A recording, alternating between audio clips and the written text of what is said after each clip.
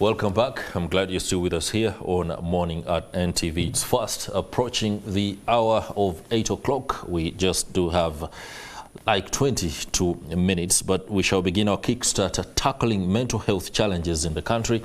Is mental health and the effects of that particular condition on a surge in the country. I have two very competent guests who will be helping us understand the dynamics at play when it comes to mental health, but most importantly, how to deal with it. But before I introduce them, let's just go through our preamble. There is increasing recognition of the growing prevalence and impacts of mental illness in low and middle income countries. Depression alone contributes 40.05% and is projected to be the second leading cause of burden of disease globally. Psychiatrists last year reported a new wave of mental illnesses caused by excessive internet use and digital platform addiction, termed internet addiction.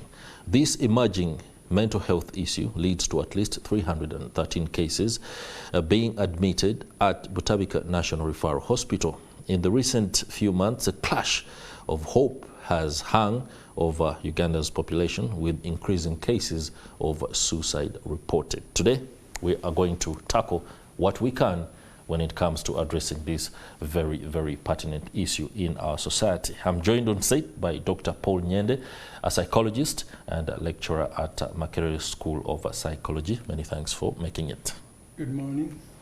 Many thanks to Dr. Benedict Akmana, psychiatrist at Butabika Hospital. Happy to be here. The preamble and our intro is one that could leave anybody out there more confused and more depressed. The statistics are not anything to write home about, but the prevalence and the tendency for stress to take over the people's lives, where we see many failing to tackle the challenges that come with stress, is increasing across society. Over the last 1 month, there were stories that were awash on social media. One was of a corporate titan who ended his life, and in a note that he left, he expressed concern that he had been unable to meet the expectations of some people, and that he regretted that he was an inconvenience to them in life as he was in death. That particular story was touching, and of course, as friends bade him farewell, we could see and feel the pain. But before we tackle these issues, let's see how the news was covered yesterday. One of the stories, the latest rather, is a case of a gentleman who ended his life at the golf course. We reported that story in our NTV Tonight bulletin last night. What we know so far is that early in the morning we received a phone call from the security guards of golf course who are informing us that a person is seen dangling on one of the trees by a rope. We dispatched a team from Central Police Station, which is investigating the matter, and we have been able to remove the body. Upon search, we recovered the national ID and also a work ID. The national ID reads the name Bakole Simon, a 47-year-old male adult, and also the work ID was reading Bakole Simon, a market vendor at Nakasero Market. So we also recovered the phone which we used and informed the relatives to the deceased, who are going to come to us this afternoon and record a statement. With them, we are hoping that they will avail us more information about the deceased, and also what could have led to this incident, whether it is a suicide or it is something else altogether. But we await also the results of the post-mortem, and when they come back, we shall be informing you accordingly. But what we have noticed on the body, there are no marks apart from those that have been caused by the rope that was in his neck. Other than that, the body had no injuries apart from those that were in the neck.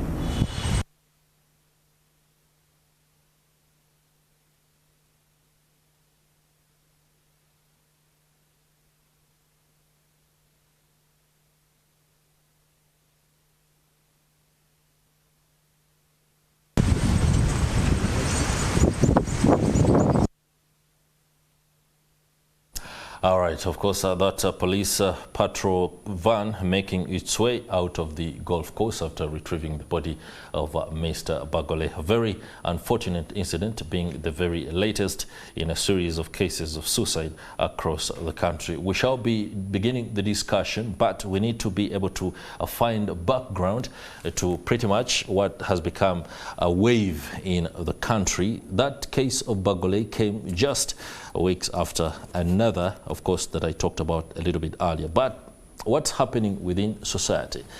The challenges of life are too hard for many of us to handle. But when they come at us, what are the solutions that are available? What options do you have as an individual? That is very much important. Before we came on air, we had a discussion behind the scenes about the fact that there are options, including professionals. You could talk to somebody you believe in. You could talk to a mentor. You could talk to an elder. You could talk to a brother, a sister, anybody, as long as they can be able to listen in. But the challenges also come that some people do not listen, especially when you go to them. So people are afraid of being judged on account of the problems that they are grappling with, and they are unable to handle these stress. Yesterday, or rather last night in NTV Tonight, after running that particular story of Bagole's suicide, we also had an extensive look at some of the stresses that Ugandans are grappling with and how they are failing to handle them. And of course, our very own health reporter, Walter Message, was at hand to give us that story. We shall be seeing that very, very shortly as we begin our discussion on what we believe is a very pertinent issue that is affecting society, and all effort must be undertaken to ensure that we address some of the challenges that the population is grappling with. Solutions include, of course, as I have talked about earlier, seeking the counsel of those that we believe are better people at tackling some of these things. They could be mentors, they could be professionals, they could be elders. So let's see what Walter Message had for us last evening.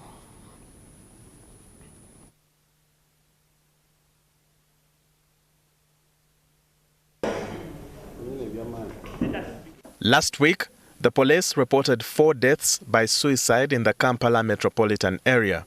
An investigation into one of the deaths revealed that the victim had cancer. All 4 cases were male, and from what we now know, 2 of the victims were formerly employed, one as an ICT specialist and the other a businessman. There is also a suicide by hanging that is under investigation, also happened yesterday. The Katwe police station is investigating one Budo Yunus. This gentleman makes chapati and sells them, but he was found hanging at Ndeje. The police continue to investigate, but one would wonder why this information is important. According to Dr. Richard Balikowa, a lecturer at the Makerere University School of Psychology, suicide and suicidal tendencies stem from our state of mental health. It combines the emotional, the psychological, and the social well-being of an individual. Now, if these 3 dimensions of the mental are working well, it is how and why we see someone acting in an unexpected way. The World Health Organization report of 2023 indicated that suicide was the 4th leading cause of death among 15 to 29-year-olds in 2019. Also, that 77% of the global suicides occur in low and middle-income countries. Dr. Balikowa says suicidal tendencies in some instances are traced to one's genes. It is possible that someone is born with destructive tendencies. These are people that, in case of any frustration in their life, however small you, the external person, will think it is, the person will think of destroying. Some of them are destructive outwardly, so they can attack other people, or they can destroy property. But we also have those that have inward. They go for self-destruction, regardless. these are some of the people who, even if you have removed all potential objects that can support their suicide, they may end up even pulling out their own throat. He says many people harbor suicide ideations as a result of the environment and failing to adapt to these changes despite the social and economic status. So they fail to in case of frustration, there's something they wanted to achieve. It is either taking long or they have no hope of achieving it.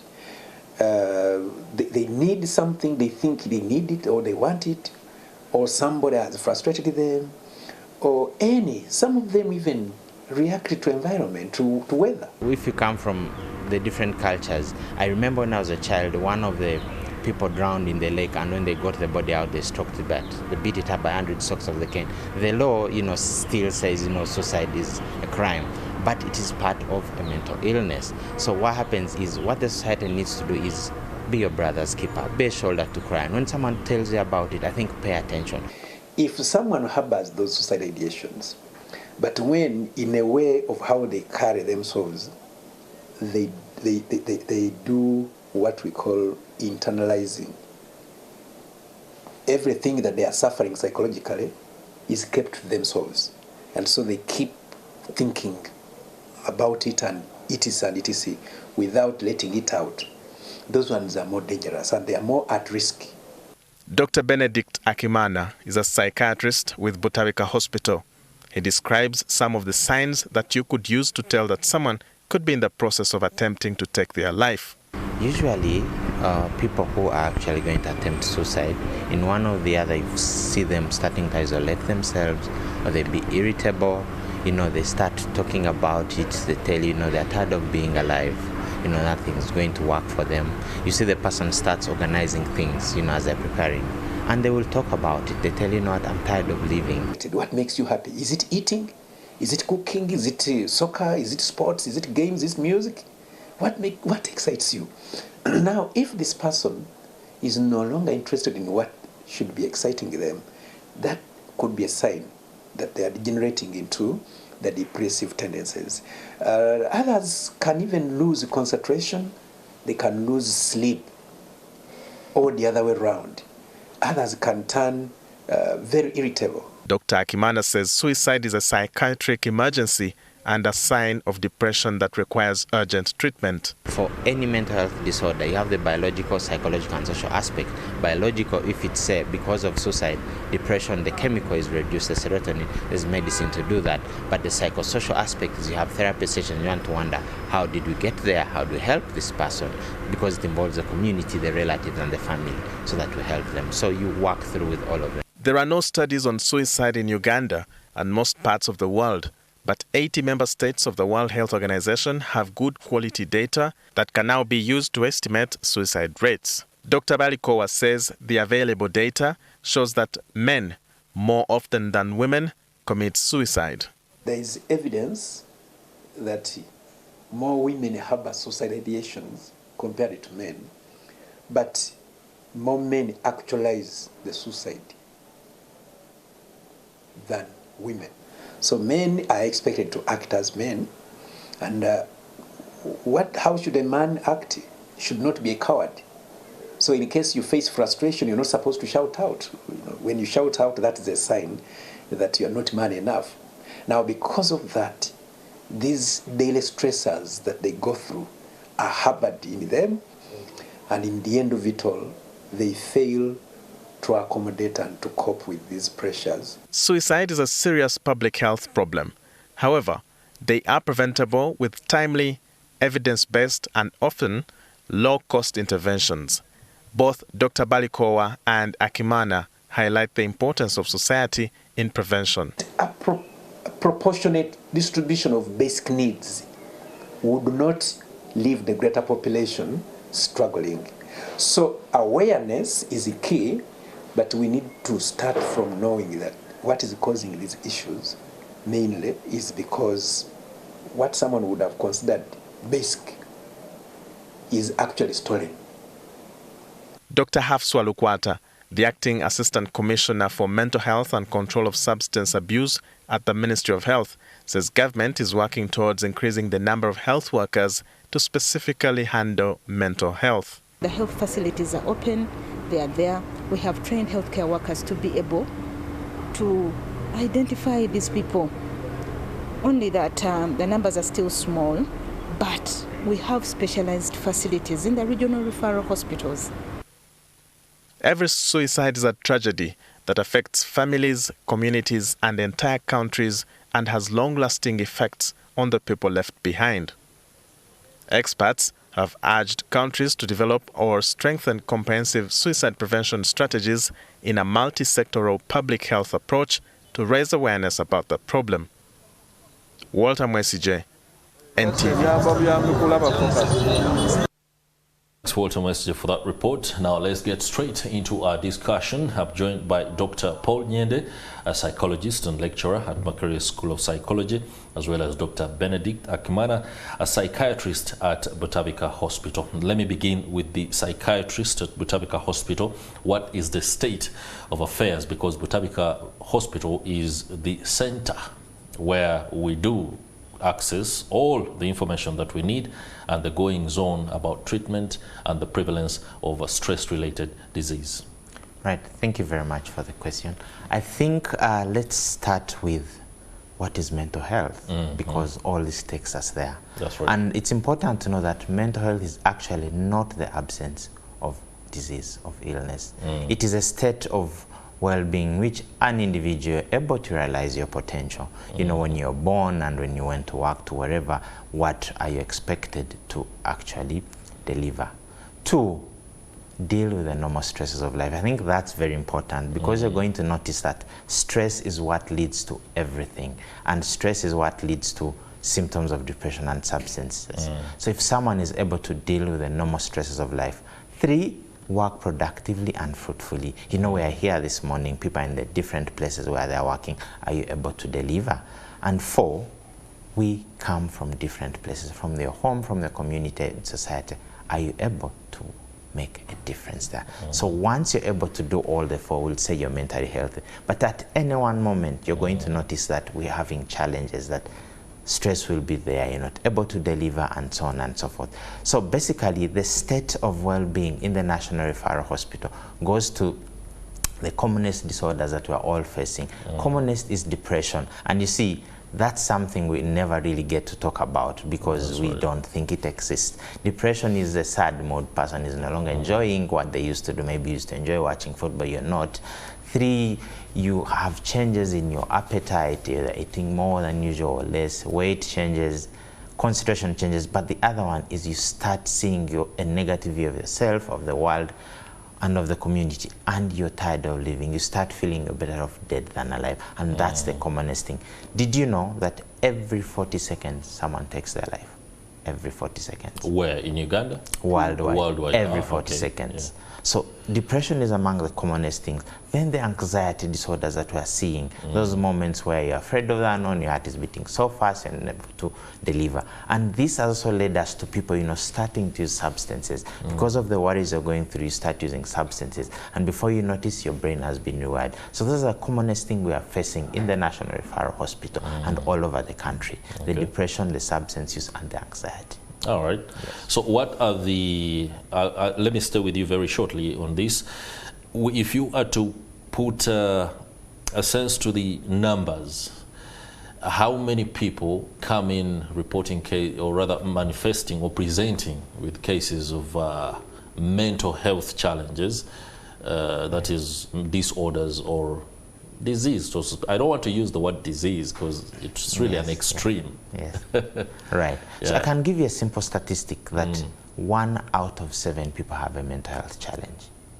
Okay. On the road.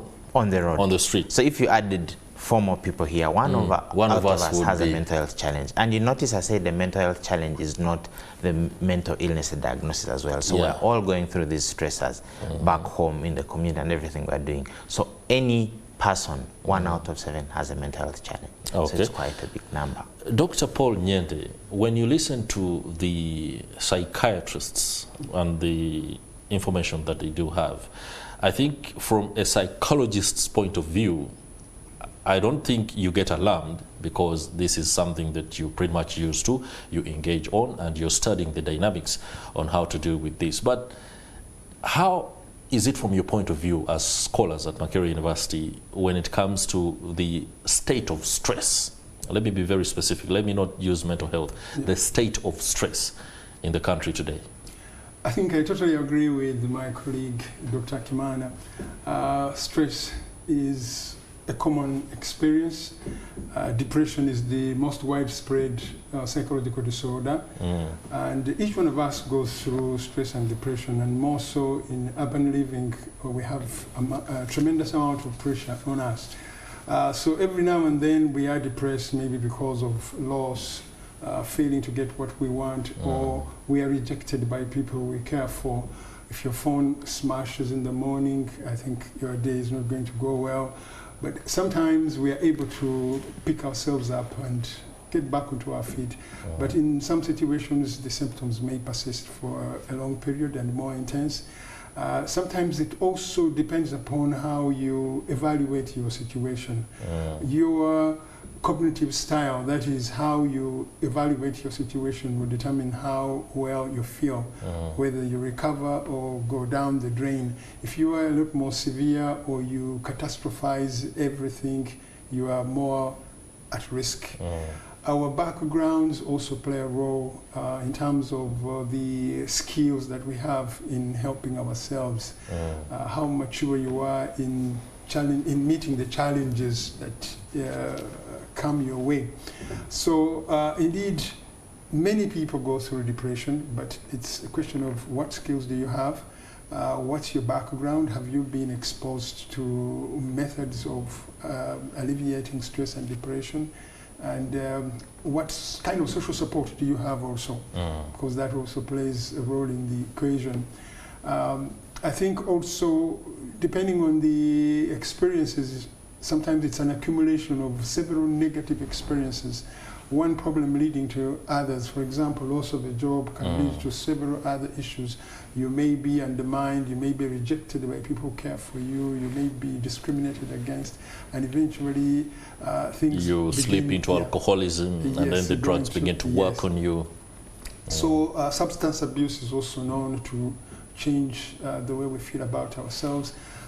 Doctor mentioned negative thinking about the self and the future, feeling hopeless, sadness, worthless, life is not worth living.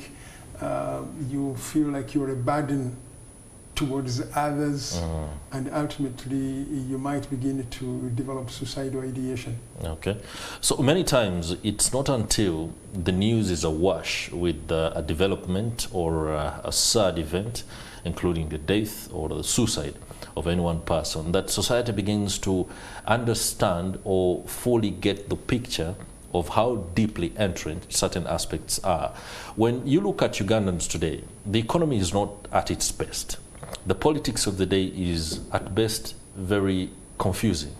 And when all this comes into play, many people are beginning to face a reality that either they are not ready for or just cannot handle as people. For example, if the cost of living is increasing and then the wages are not increasing, so it means people are unable to meet their basic needs. It goes into, filters into inability to afford rent, which of course occasions homelessness on some or a burden to others who seek to be housed by relatives or stuff like that. And that also occasions stress upon people. Have you done studies, and can we get the picture of what society is today? Because I get the impression that many of us are not talking about the problems that we are facing. And it's down to the fact that there isn't, not platforms to say, but I think people are not ready to listen to each other, especially when it comes to the men. And men are always on the spot to be able to talk about these things, because suicide cases apparently are more in men than in women, and that is down to wanting to be macho and stuff like that. From a psychiatrist's point of view, is this something you address when you're dealing with treatment at Butabika Hospital? Right, very important. You talked of something that usually interests me. I've always told people that I want to create a safe space where we, my gender mates as men, we go to talk and share about what we're going through, not to have alcohol. It's also interesting that this month is actually Men's Mental Health Awareness Month. Mental Health Awareness Yes, so month. it's really important for us to know that as men, we are also liable to break down, you know, and we're also going through a lot of these things, but culture is supposed to show you a man. You're saying it very casually that we are liable to break down. We break down. You would definitely break down. So tell people, always break down. Maybe as you do that, sorry for interjecting on this, what are the signs that a man is breaking down but is only playing hard? You see, natural as a man, we never want to show that we're breaking down. You will leave home and go to work and, you know, telling your partner that things are going on very well.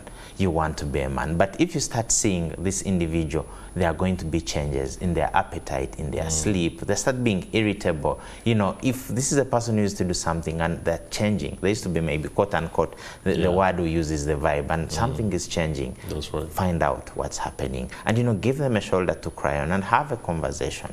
Because as men, you always want to show, you know, I can handle, everything is okay, but yet we are broken. And culturally, I'm hoping eventually that we'll get to a point where it is okay to cry as a man. We accept that and we reach out for help. All right. My giggle says it all. Yeah.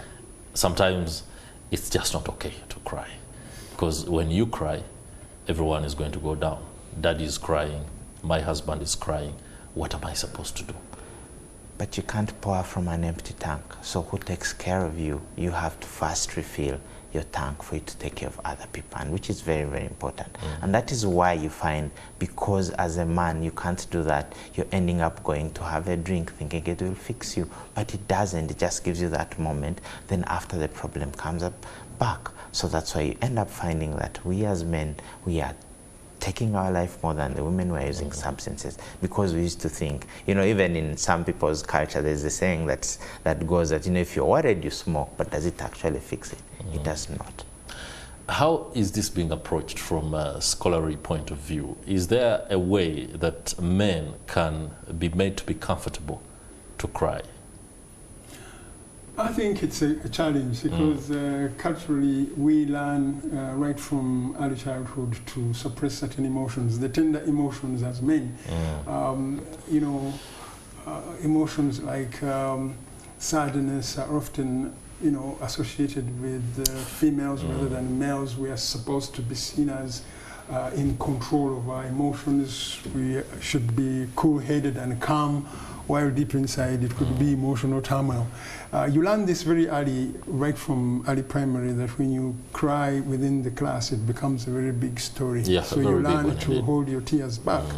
And that continues throughout life. So that's the socialization of males.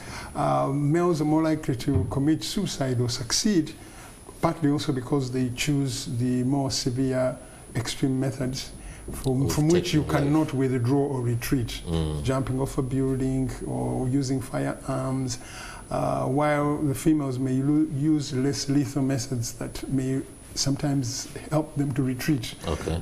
So, of course, females may have more of the ideation, but for success, it's usually the males.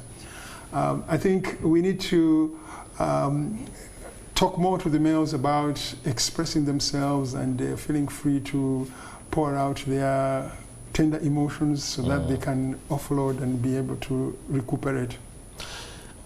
From the point of view of a person that is dealing with some of these victims who come to Tabika Hospital, when you interact with them, and how acceptable is the notion that you're going to have to learn to talk about it? How do they receive this? Well, of course, my gender mates will be a bit resistant, but you make it comfortable for them to share. You know, once you make someone comfortable to talk about what they're going through, it relieves them. We always say that a problem shared is a problem halved. That's right. That moment where you actually come and talk to someone, give them a safe space, and they will vent, let them do. You'll have the tissue, let them cry, and that will make them feel better. It's way, way healthier for them.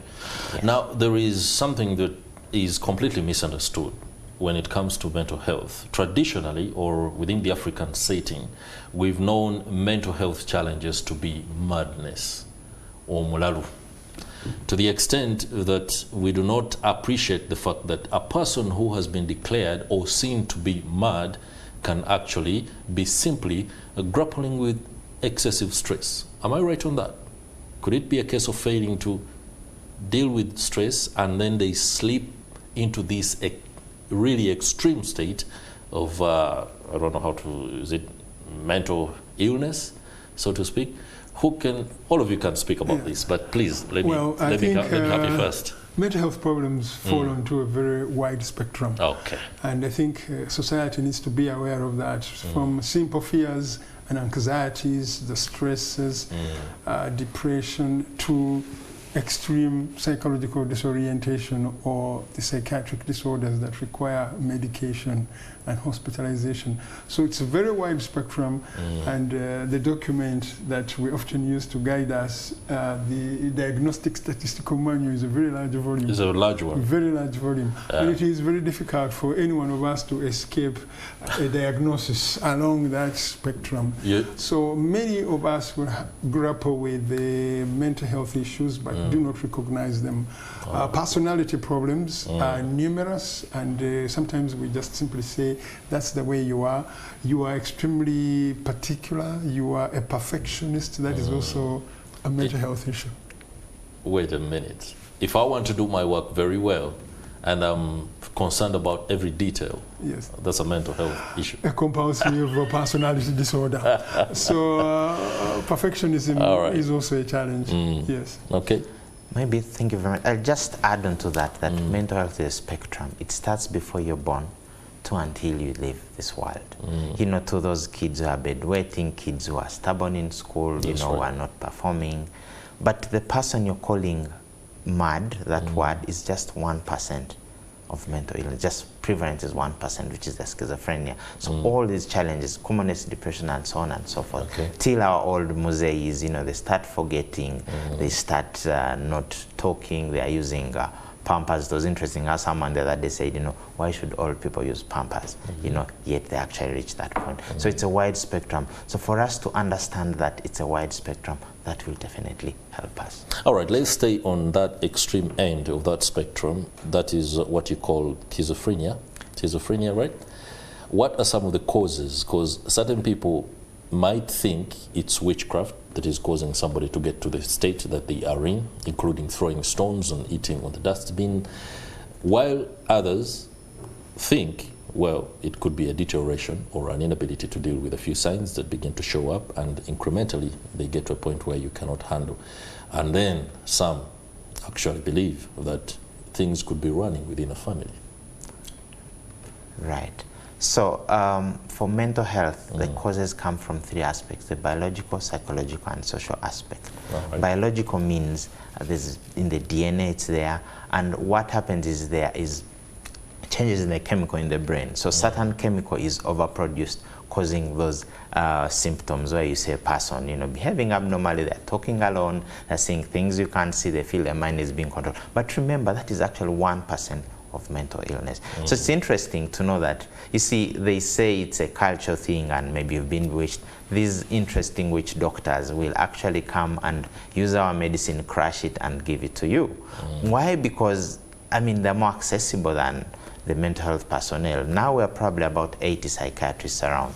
The other day there was a pastor who brought a patient in the National Referral Hospital. I asked him, but Pastor, where have you brought this patient? He was like, you know, doctor, you need to understand these things. So it's just because those people are more available to these persons that they actually are giving the help.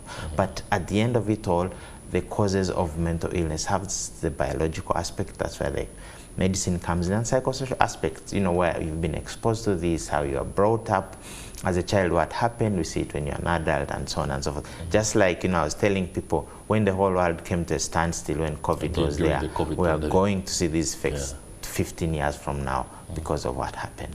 So definitely. Repeat that. We're going to see the effects. I mean, these kids who, you know, I always tell people a story that there was this time when the president, he first gave us, I think, 14 days.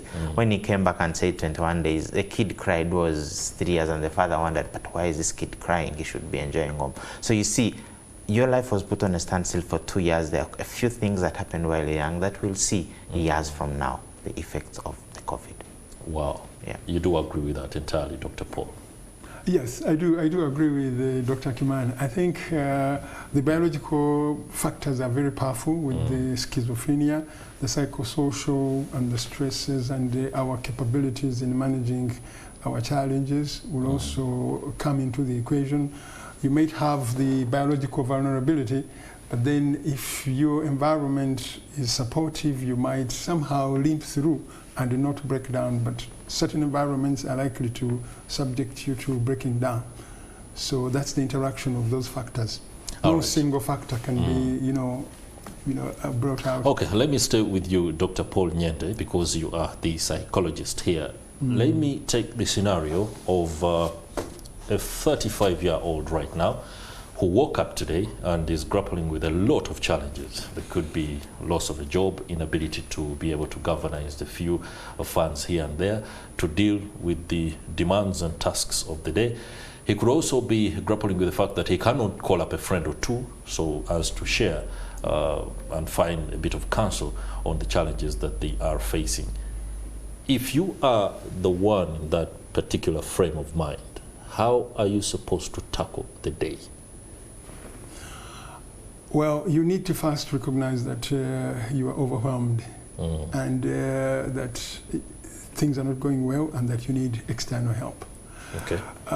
Most of us, as mentioned earlier, would want to avoid external help because in our culture it is seen as a sign of weakness for males. You should be able to manage your issues. So first recognize that you are overwhelmed and then you need to talk to somebody and seek that support that could help you surmount those obstacles, because when you talk over the problem, somebody may give an idea, or you may also realize that it is not you alone who is going through the challenge. That's right. But many times also we need to stop and try and identify the way we are thinking about our problem. Evaluate the way you think about your problem. If you tend to catastrophize, then you're likely to get more desperate. Okay. And that's a cognitive Can you style. simplify catastrophizing? Catastrophizing, that is being extreme and severe in your analysis, being extremely negative or seeing it as a catastrophe. An irreversible. Irreversible, and I'm at the end of the road and there's nothing that can be done. Especially when you are depressed, you are more likely to feel a sense of helplessness and hopelessness, and that my efforts are doomed even before you attempt. So that kind of negative thinking pattern is what may make you feel even more worthless, and you feel you're a burden and more likely to drive you into jumping off the edge. So most importantly is to talk to somebody, but also there are those signs that others should be able to recognize that Dr. Kimana talked about, the withdrawal. Usually the person who tends to withdraw, there's a loss of interest in the things that they love to do. They used to do, they no longer want to go out. They are irritable. Those are warning signs, and we need to try to trigger a discussion with them, invite them, because they will not come to you, so you need to go to them. So society needs to be aware of some of those signs of withdrawal and intervene beforehand. Okay, Dr. Kimana, when, for example, somebody is grappling with a lack of money, funds, and I must be very candid, when people do grapple with the lack of funds, they are unable to attend or be able to execute many of the tasks and the responsibilities that they do require. But the solution is to go to a professional who, in most cases, especially in these years, tend to charge a fee. When we return from the break, you'll be telling us exactly how you are grappling with a lack of money, but the solution requires you to have money.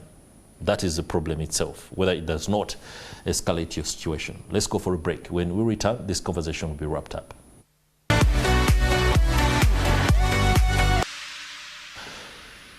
Welcome back. I'm glad you're still with us. It's the Kickstarter, and we are discussing tackling mental health challenges in the country, mental health effects on the surge in our society. This particular conversation comes on the backdrop on what appears to be a spate of suicides across the country. There are those that are reported, but of course in the far-flung areas there are people who are ending their own lives and their stories are not being told. That speaks to a surge.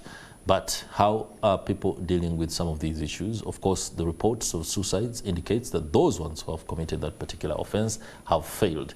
By the way, be informed that committing suicide is an offense under the laws of the Republic of Uganda. And I've also, gotten informed that the 10 strokes of the cane are a mandatory legal requirement for those that have committed suicide. Whether it's actually conducted in urban areas is something that we can find out a little bit later. Let me return to my guests, Dr. Paul Nyende, a psychologist at Makerere University, as well as Dr. Benedict Akimana, a psychiatrist at Butabika Hospital. Let me go to Dr. Akimana straight, and the question was, if my problems are as a result of a lack of money, that I have gone into depression, I lost a job, I cannot afford rent, I cannot afford meals, I cannot afford the responsibilities that I'm supposed to undertake as a father or as a guardian.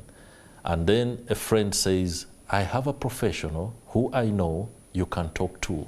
And then this professional, because he's in the business of offering this particular service, expects a stipend. And my problems are money. You're telling me the solution requires money. Are you solving the problem?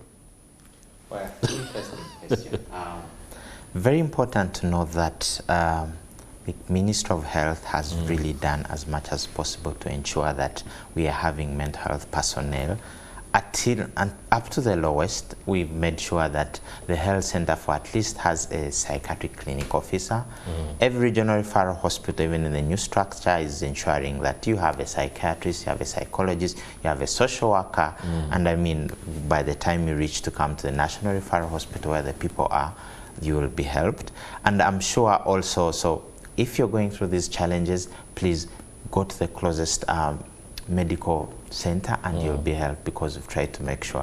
Yes, in 2016 we were probably 36 psychiatrists then, but we've made sure that we are having more. Now we're about 80, and we're ensuring that these people are there. And of course, I mean, all these private hospitals have made sure that, you know, they are having psychiatrists, and some of them, maybe if you look at the NGOs, they're ensuring that, I mean, the costs are less, and reach out for help. You should be able to be helped. Other companies have gone online and things like Rocket Health to ensure that, you know, in one or the other, you're able to reach out to someone at a price that, you know, is a bit fair.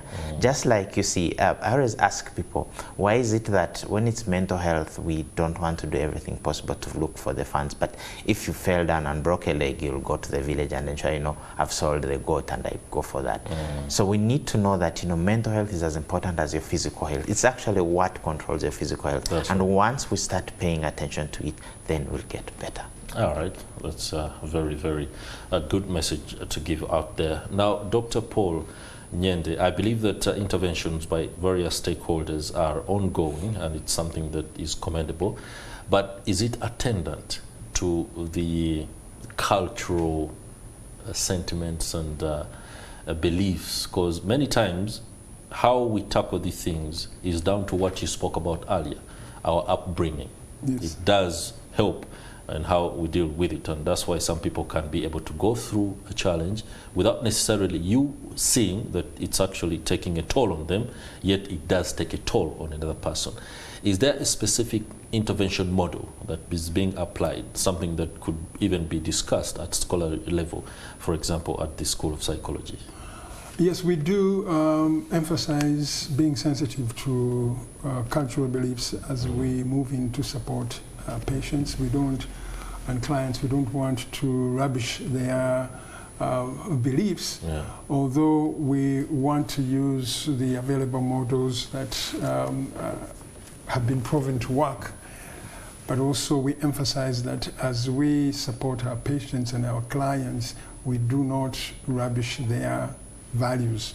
We don't want to impose our values onto them, but we slowly talk to them about the importance of seeking for maybe psychiatric intervention if it is a severe problem, and continued support from psychologists, support from family, and also, you know, drawing from their religious beliefs, because they help them get back to their those strength. who firmly believe that going and sleeping at church for 3 days consecutively will solve the problem. We do not want to say do not. We are saying you can draw from your religious beliefs, but go ahead and get professional interventions. All right. Now, as we do the wrap, I would like you to maybe hammer this down a little more than anybody else out there would be. The workplace today is a center for stress. That one I cannot overemphasize. The tasks you're required to complete in a very short period of time, the resources you require to do the job in many aspects or in many sectors, people are grappling with a lack of those resources, and then it impacts on their ability to do the job, which often resonates to aspects like getting stressed and failing to be able to adopt. Is there any specific call you have for employers? Yes, I think today we are seeing more and more employers getting concerned about the well-being of their employees. We have been called upon several times to run stress management workshops. There are retreats for staff, and many have done a very good job on that. Others need to emulate that example, and also being able to pay up counseling services for their employees so that they can visit counselors in private, and that their information is not divulged to the main office, but they get support, and the payments are made by the organization itself. So it's put into the budget. So we'd like to see more and more of that happening. Okay. The dynamics of most of the cases you register at Butabika, how is the corporate world faring? Interesting. Corporate world faring. Yes, the corporate world is not any different from any other person who's going through the struggles. So the corporate world, or the wealthy, will prefer, you know, they'll go to private, they'll find them at home, but things are pretty much the same. It's just that the stigma associated with mental health. You know, I always ask people, do you actually know where the name Butabika came from? You know, we all have a misconception, but it's not what you think. It has nothing to actually I even don't know. I haven't taken time to it has nothing the to do with Okutabuka. So it has nothing to do with mental illness. So with that, of course, the stigma associated to mental health. But what I usually tell people, you know, once you have a brain, you're at risk of mental illness. We're all prone to mental health challenges. So how would you want to be helped? Because if it's you, you want to go and get help, you know. So do unto others what you want them to do unto you. Know that tomorrow it's you, and give them help that you would want to be given to. All right. Yeah. We are going to end this on a very lovey-dovey note. Relationships today are a cause of extreme stress. People are failing to understand each other, are failing to deal with each other. From your points of view as a psychiatrist and as a psychologist, I need you to speak to people in love on handling that particular love stress, and then we shall wrap this up.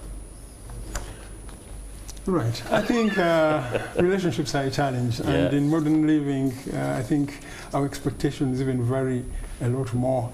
The dynamics also involve power and dominance, and then there is a lot of frustration that goes on, especially if our expectations are not met. I think that's really a major platform for depression and stress. We need to kind of relax. We need to leave the person be, because sometimes we come into a relationship with the carpentry tools.